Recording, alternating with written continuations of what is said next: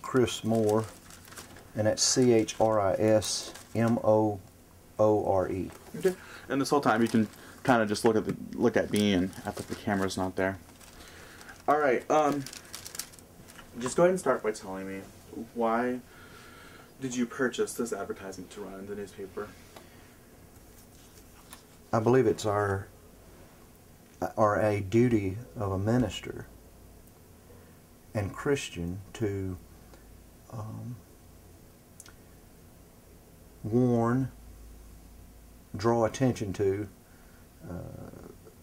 things that we can help control, or things that we can have a influence or input in. And for so long in this country, I believe politics is looked at as like a choice of Dr. Pepper or Coke, and there are no consequences. It's no longer that way.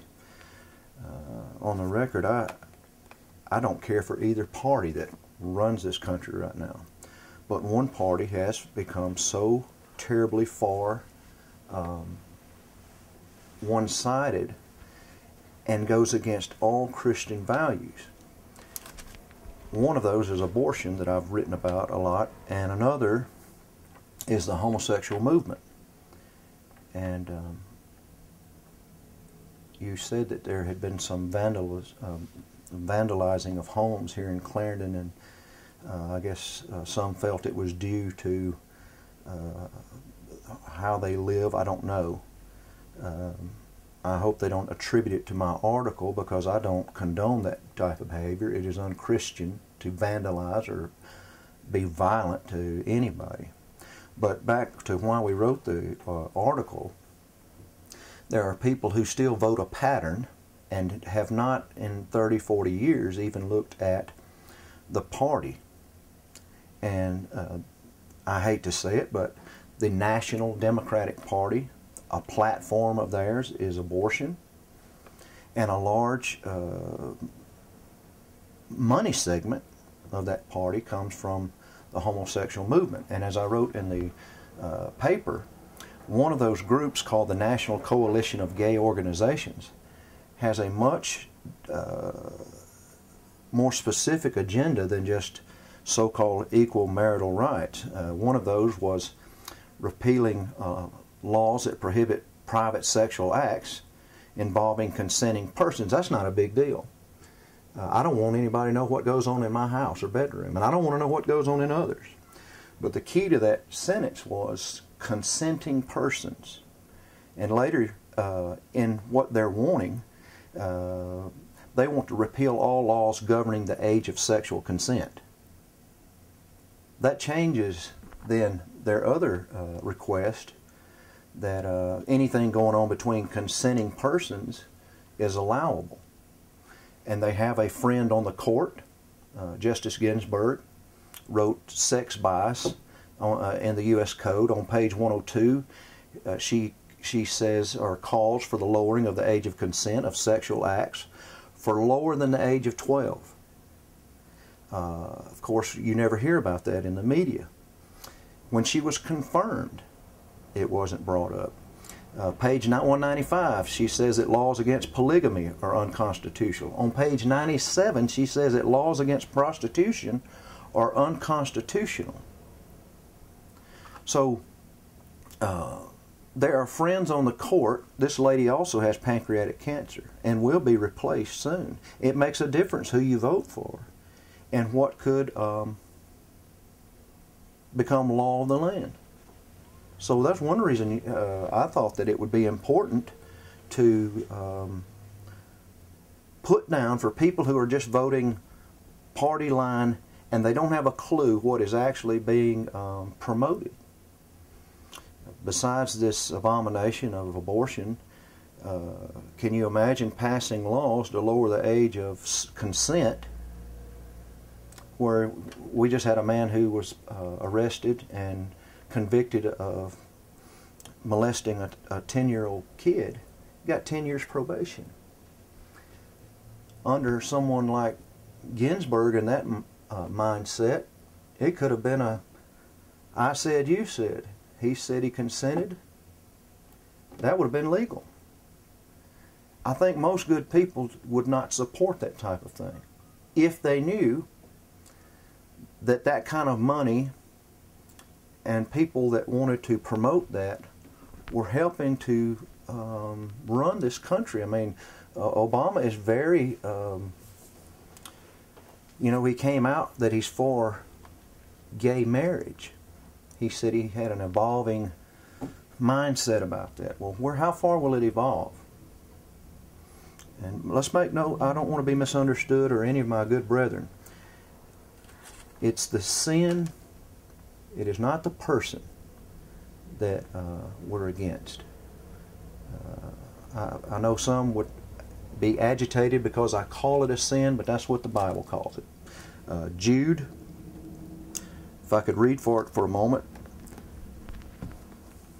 from Jude 7, Sodom and Gomorrah and the cities around them in a similar manner to these, having given themselves over to sexual immorality and gone after strange flesh, are set forth as an example of suffering the vengeance of eternal fire. Also Romans chapter 1 verse 26. The Bible's plain that it condemns the sin. Now that's no worse than a person being a drug addict. It's no worse than a person alcoholic. And we condemn that also. Not the person, but the sin. But if the question is, why would we run an article like that? It was not to, if it caused someone to get a violent mindset, that wasn't it. The whole article was run because we're coming to November. I believe this country's at a crossroads. Where are we going to go?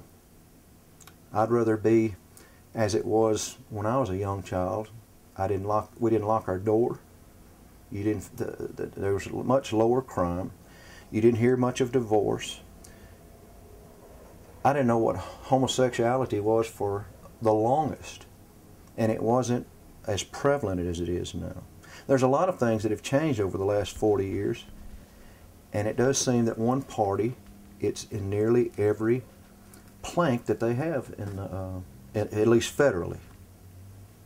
If you have any questions, I'll try to answer them the best I can. Okay.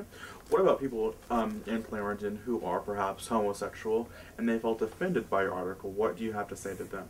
Say that again? Say there's people in Clarendon that are homosexual, that are gay, and they felt offended and hurt by the advertisement. What do you have to say to them? What I wrote was factual, and if I wrote something that was not factual, I would gladly fix that. But far as the truth, I have folks that pick at me and say, "Hey, you're fat." Well, it's factual, and I may not. I know I'm not trying to compare, but I'm just saying that because they're offended, I didn't intend to offend anyone. But the truth is the truth, and if the Bible is the Word of God, and I believe it is, then there's nothing else I can say other than what God said. And I believe there's going to be a judgment day. And it's not going to be a day of whether I was offended or whatever. It's just going to be every knee shall bow, and He's going to read from the book. And I think that it is our duty as Christians to warn others. And I surely did not mean to.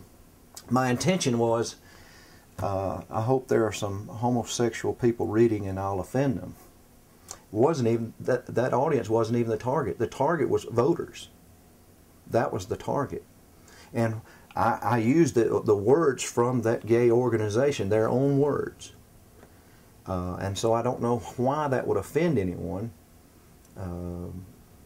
other than, well, I'll leave it there. I wasn't trying to offend them, but I do not apologize for telling the truth. Okay. Any response? Any response from this advertisement, from your congregation, from anyone really?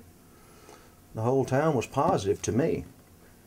But like I said, if I and I wrote the article, if there was something that wasn't factual in there and was pointed out to me, I'd be glad to change it and apologize. But if if it is a point of view, I can't say any more than what the Bible says, and I can't soften the Word up to make it more palatable for anybody else. What about the separation of church and state? More specifically, do you think religion should be placed more into our government, as far as, you know, not allowing abortions, not allowing gay marriage, not allowing, you know, that type of thing? Well, I'm glad you asked that. Abortion, even by Justice Ginsburg, she said it was bad law. Should have been to let the states decide, but it doesn't matter whether it's state, local, or federal, it's murder. And we can call it abortion, and we can call that baby a fetus, but it's still murder of a person. And that's another thing that bothers me about that party.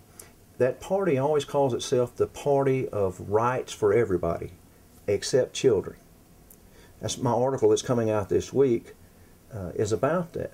We recently had the murder of a child in our community.